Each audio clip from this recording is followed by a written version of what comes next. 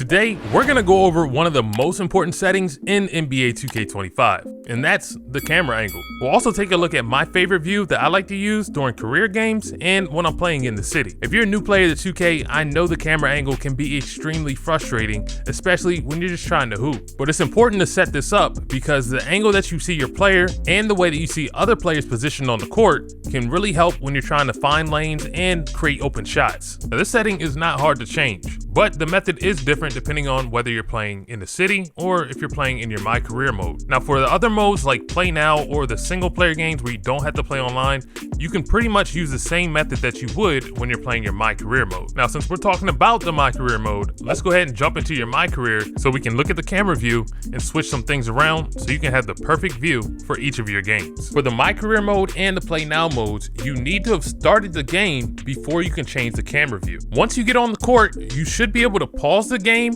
then scroll over all the way to the right, and you should see an option that says camera. And you guessed it, that's the setting that you'll need to change. Go ahead and select that, and then you'll be presented with a number of different camera view options that you can select from. At the top, you have your general views. You can scroll through them and see which one best fits you. Once you find a view that is relatively close to what you're looking for, you can fine tune it. You can do things like adjust the zoom, the height, the key zoom, and auto flip. There's a lot of different settings that you can change here just to make sure that you have the right view. If you mess up, just hit reset the default and then start over.